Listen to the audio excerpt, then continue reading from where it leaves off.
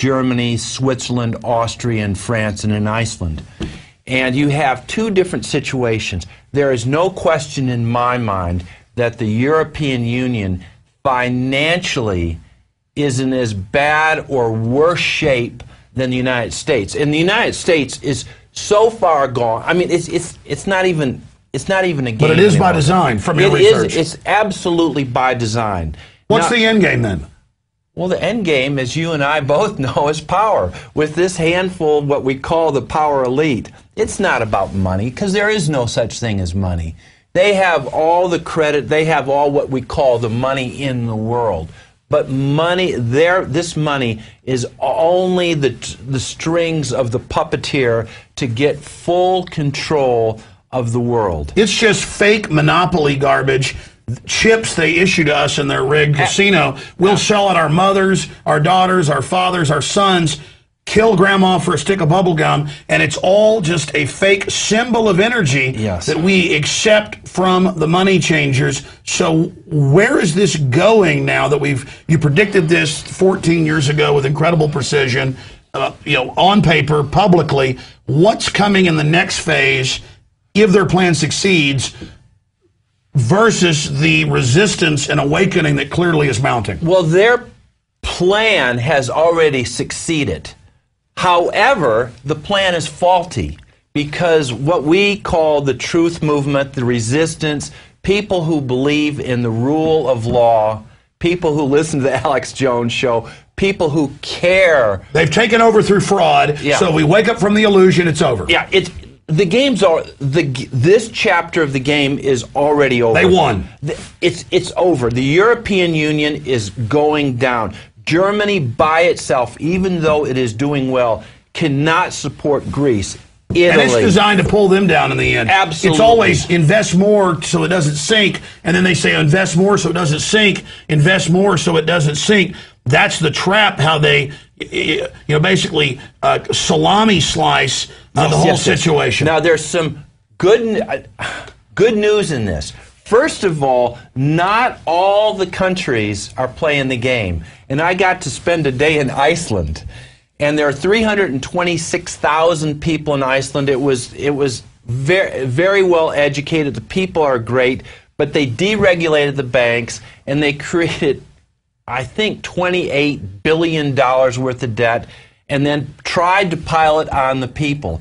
And the people revolted for a year. And the people revolted and said, hell no, kicked out all the politicians and said, this is not our debt. And then Iceland was in the news big time, and then suddenly nothing's there. Because they began to win. And then what did we discover? It was true. 90+% of the debt was not theirs. Yes. It was the private banks that had bought off their ministers. 4 private banks. And some of these banks were little bitty offices controlled by 15, 20 people. And I was talking to a lot of people in Iceland, and when they first started doing it, they'd walk into a room and there'd be 35 high-priced lawyers, not just from Iceland, but from Germany, from England, from New York, that were all trying to stare them down. But they still have little Viking blood in them. They called the bluff. They called the bluff, and they said, not no, but heck no. And so you know what? We can do the same thing. These derivatives are not our debt. They're being sloughed off. But that's my point. Yes. Ireland is a success story. They're doing great. Everybody's moving there. And as soon as they sign the EU Lisbon Treaty, as soon as they signed on, they had to bring it forward twice. Right. Overnight, they said, you're now bankrupt. You've signed on to the euro's debt. Yes. And then their bankers, their private Federal Reserve head came out and said, well, this is wonderful that we're signing on to this debt and ruled by foreign banks now. They actually say it, trying to say it in plain view, like, well, you're a guy in a suit. We'll be your slave. Same thing with Greece. So if it's anything, it is the chutzpah, the hubris. I mean, it's just incredible. And it's all by design. I mean, anybody who has any sort of objective, investigative knowledge could see that not just 6 months ago or a year, but 2 or 3 years ago, this train was going off the tracks, especially with Greece, and then with Portugal, and then with Ireland. But their scam is, knowing it's an impossible to pay back black hole that's fraudulent, give us more power, give us more power, Absolutely. Things get worse. Okay, we'll fix it, give us more power, then it gets worse, give us more power, Yes, give us more power. How long can that work? Well, it can work as long as the people are still in the matrix and as long as they're still mind controlled. Because the economy, what we have right now is a total Ponzi scheme. This thing that we call money is just paper and ink. It has no value.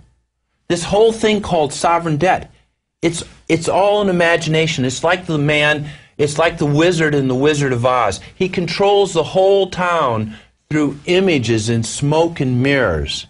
And it clearly, as we've talked before, real money has value, gold and silver, because it stores private property. Private property, hard assets. But notice now, a piece of land, you pay a property tax. It's really a feudal rent. You don't really own it.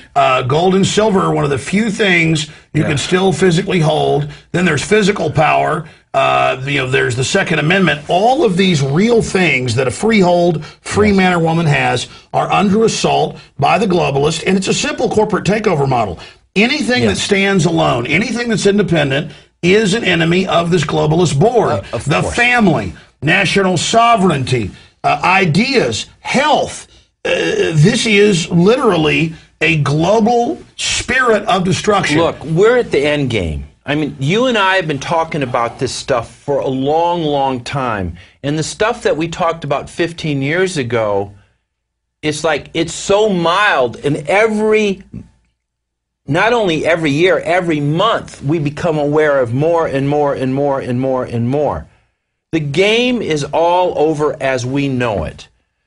Just like in the movie Inception, the walls are coming down. And that's okay. But the most important thing is that we, as sovereign, divine human beings, not slaves to the corporate interest, but as sovereign, free, loving people, have to step up and take our power. Nobody's going to come in and save us. Because if we don't, tell folks where this road leads. Well, it's at the very best, it's total, complete slave. Most of our brothers and sisters are already slaves to the man. But we're talking about mass, maybe not extinction, but mass wiping out of 60, 70, 80% of the population.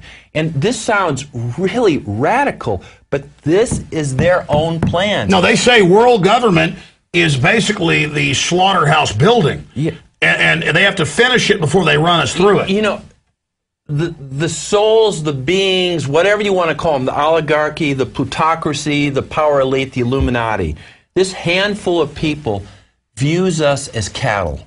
And they're in such separation consciousness. But you know what? We don't have to play their game. We're winning.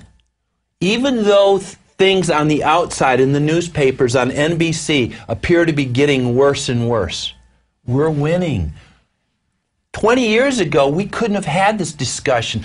Talking about the Federal Reserve was like you were a crazy person. Now, wherever I go, people say, hey, man, I saw you on the show. I saw you on the Alex Jones video. I've read your books. Let's talk about this. More and more people every day. And you know the book, The 100th Monkey, that talks about, at first, if 1 or 2% of the population believes something new, they get laughed at or put down. But if 5 or 6% of the population get it, and it's true, then everybody gets it. Well, they just did a big university study, came out 2 weeks ago, that if 10% believe something and keep pushing it, the rest will adopt it. Absolutely. And that's why the globalists are so afraid. They're a tiny minority who've decided to join pure darkness for simple temporal power. Absolutely. Instead, and literally, what does it profit a man to gain the whole world and lose his soul? Of course. And it's only up to us that literally are tuned into the wider universe who see really how stunted the little man behind the curtain is. Yes. It's actually, years ago I hated the globalist.